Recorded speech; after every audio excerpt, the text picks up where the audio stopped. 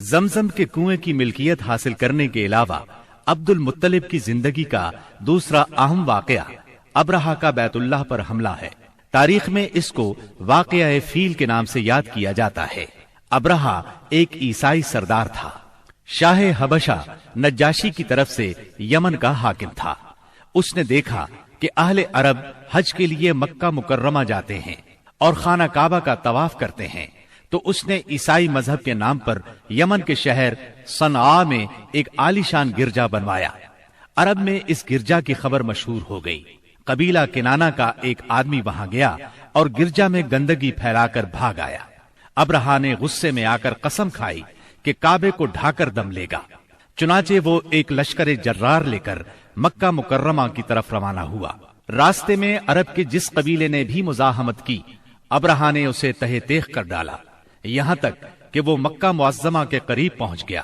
وہاں کے لوگوں کو اپنے ارادے سے خبردار کرنے کے لیے اس نے اہل مکہ کے جانور پکڑ لیے۔ ان جانوروں میں عبد المطلب کے 200 اونٹ بھی تھے۔ عبد المطلب کو ابرہہ کی چڑھائی کی خبر ملی تو وہ خانہ کعبہ کی دیواروں سے لپٹ گئے اور رو پڑے۔ اللہ سے اپنے گھر کی حفاظت کی دعا کی۔ قریش کے چند سرداروں کو لے کر ابرہہ سے ملنے کے لیے گئے اور اس سے اپنے اونٹوں کی واپسی کا مطالبہ کیا۔ ابرہہ ان کی بات سن کر حیران ہوا اور بولا، تم نے اپنے اونٹوں کی واپسی کی تو بات کی، کعبے کے متعلق ایک لفظ بھی نہیں کہا۔ میں تو یہاں کعبے کو ڈھانے کے لیے آیا ہوں۔ عبد المطلب نے جواب دیا، اونٹ میری ملکیت ہیں، اس لیے ان کی رہائی کے لیے چلا آیا۔ کعبے کا مالک اللہ ہے جو اپنے گھر کو بچانے کی پوری طاقت رکھتا ہے۔ ابرہہ نے ان اونٹوں کی واپسی کا حکم دے دیا۔ یہ اپنے اونٹ لے کر مکہ معظمہ واپس آ گئے۔ 60-70 ہزار کا لشکر تھا اور اس میں 9 یا 13 ہاتھی تھے۔ اس لشکر نے آخر مکے پر چڑھائی کی۔ لشکر مکے کے نزدیک پہنچا تو محمود نامی ہاتھی نے مکے میں داخل ہونے سے انکار کر دیا اور وہیں بیٹھ گیا۔ ایسے میں اچانک باہر قلزم کی طرف سے پرندوں کا ٹڈی دل نظر آیا۔ ان کے پنجوں اور چونچوں میں کنکریاں تھیں۔ جن سپاہیوں پر وہ کنکریاں پڑتی ان کے اعضاء کٹنا شروع ہو جاتے۔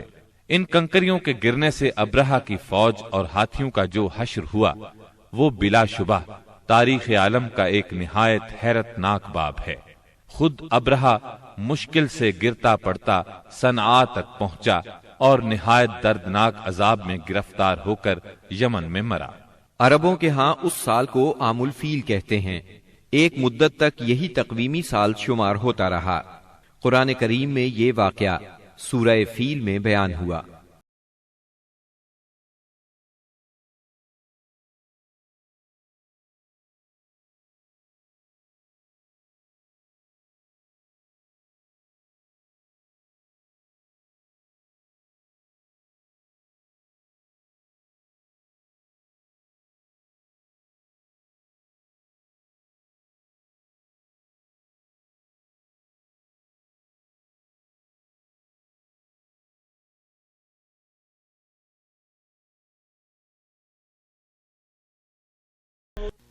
کیا تم نے نہیں دیکھا تمہارے پروردگار نے ہاتھی والوں کے ساتھ کیا سلوک کیا؟